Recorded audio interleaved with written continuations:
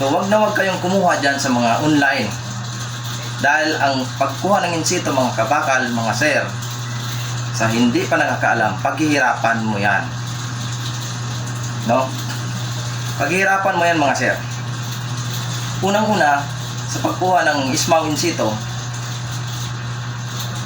kailangan mong dumaan sa, kapag ikaw eksperyensyado na, kukuha ka diretso assessment.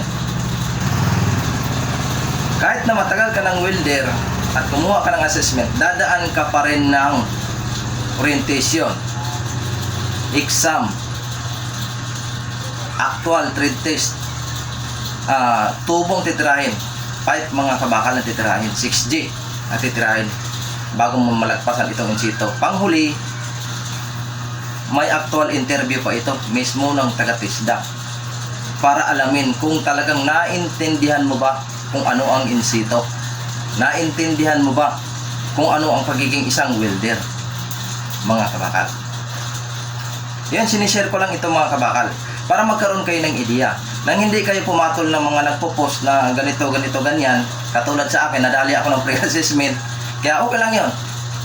Okay lang yun kay sir na yon. Di ko nababanggitan yung pangalan yung sa pre-assessment na yon. Alam nyo na kung sino man ang na kasama ko doon, alam nyo na. So, ito mga kabakal, ito yung good news naman sa pagkuha ng insito. Dahil nagiging good news para sa akin ito mga kabakal dahil legit itong napuntahan ko. Mga kabakal, in-scan ko na to. Ito, papaliwanag ko sa inyo, no? Sa pagkuha ng legit na insito, ismaw insito mga kabakal, kailangan mong dumaan ng, sinasabi ko, orientation, exam, trade test, at interview. Kapag ikaw pumasa, mga kabakal, magkakaroon ka ng ganito. Ang naka-check dito mga kabakal ay competent. Ibig sabihin pumasa ka. Parang pinaka-duplicate niya mga kabakal ito. Sa unang araw na pumasa ka. Pero kapag not yet competent ang na-checka ng assessor ng TISDA, ibig sabihin kulang ka pa. So, yun ang tinatawag na mag-assessment ka ulit. Pero kapag competent, pasado ka. So, anong kasunod nito? Ito mga kabakal, kapag nakatanggap ka ng ganito, ibig sabihin, magkakaroon ka ng lisensya ng insito. Ang kasunod nito mga kabakal, ito. Ito na mga kabakal, ang insito ngayon sa mga hindi pa nakakaalam, yung mga nagpo-post ng online mga kabakal. Mga sinaunang insito pa yun. Mga sinaunang papel pa ng insito yun mga kabakal. Certification ng TISDA mga kabakal. Ito na ngayon mga kabakal yung insito. Bagong insito ng TISDA mga kabakal. Ito na. Dito mga kabakal, pag nag-apply ka ng kumpanya, i-google scan lang nila ito dito mga kabakal. Malalaman na kung ikaw nga ba ang totoong may-ari. Pero ito mga kabakal, hindi mo ito kukunin na kung saan, kundi sa email mo ito makukuha. I-email ito mismo ng TISDA at hindi kapag pumasok na ito sa email mo mga kabakal, kahit na nahack yung email mo mga kabakal, hindi nila makukuha ito. Alam niyo kung bakit? Pagkapindot mo ng email, may panibago pang password dyan na ikaw lang ang nakakaalam. Sinasabihan doon mga kabakal sa training center. Training center mga kabakal na napagkuhanan ko sa May Kawayan, Bulacan. May Kawayan, Bulacan Training Center mga kabakal. Legit yan dyan mga kabakal na training center. Shout out nga pala kay Sir Benjamin Junior Morunya mga kabakal. At dyan sa kanilang, sa opisina nila, magbabayad sila dyan. Nagustuhan ko dyan mga kabakal, kaya inirecommend ko sa inyo itong training center na ito dahil maganda ang pag-asikaso nila sa akin. Di tulad nung napuntahan ko, yung sinasabi ko sa yung bad news, pinaasa na gastusan 300 ang pamasahe pa naman pagpunta doon sa lugar na yon, yung pre-assessment na yun, na hindi hanggang ngayon. Tinanong ko yung mga kasamahan ko simula pa nung March 3 hanggang ngayon, walang nangyayari na trade test mga kabakal. Anong petsa na ngayon? 21.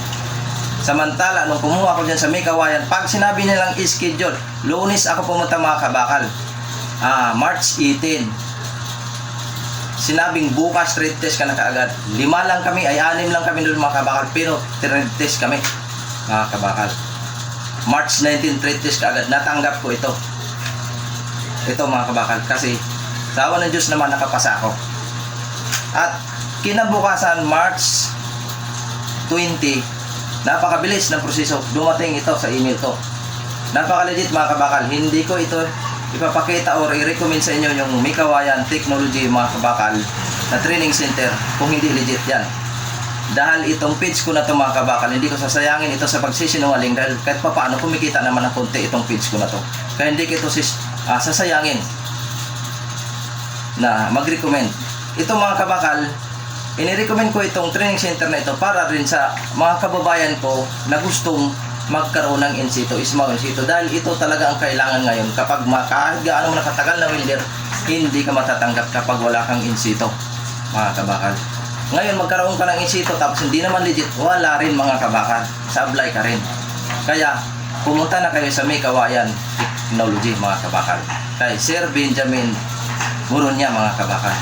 Siya ang admin yata ng marami siyang sa group ng welder mga kabakal, si Sir Benjamin Murunya mga kabakal. Shout out sa Sir, napakabait mo Sir. Yun lang mga kabakal. Sa pagkuha ng in situ, sabi ko nga may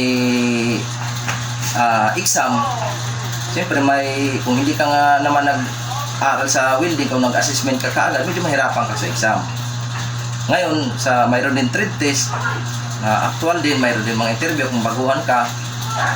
Kung medyo alanganin ka mga kabakal, pwede kitang bigyan ng ideya. Mag-PM ka lang sa akin. Pero hindi ko sinasabing ako ang magbigay sa iyo ng in situ, dahil hindi naman ako training center. Kung ibibigyan lang kita kung anong naging karanasan ko, kung paano ko ito pinaghirapan, ito at paano ko ito natanggap, i-share ko sa iyo na hindi naman masayang yung bayad mo sa pagkuha ng in situ. So, yun lang mga kabakal. Maraming salamat sa inyong panonood at sa doon sa kay Sir, yung sa sinabi ko nga, yung nagpaasa. Maraming salamat Sir. Hindi naman ako na nagalit sa iyo. Sabi mo pa nga, tao lang, nagkakamali din. Pero sana hindi na maulit yun Sir sa iba. Nagkataon lang na naging alerto ako. Nakaramdam ako ng mukhang hindi maganda.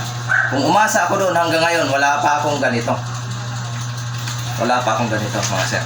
So yun lang, maraming salamat sa inyong mga kabakal. At shout out sa lahat ng mga nakasama ko noong March 19 na pumasa. 6 kami noon. Hindi ko na matandaan lahat ng pangalan nyo, basta kapag napanood nyo tong video na to, shout out sa inyong lahat. Galingan nyo pa, alam kong mas gagaling pa kayo habang lumilipas ang panahon. Alam kong mas gagaling pa kayo mga kabakal. Tiwala ako sa inyong kakayahan. Hindi nyo maipapasa yung in situ na yun kung hindi kayo marunong mag-welding. Maraming salamat sa inyong mga kabakal.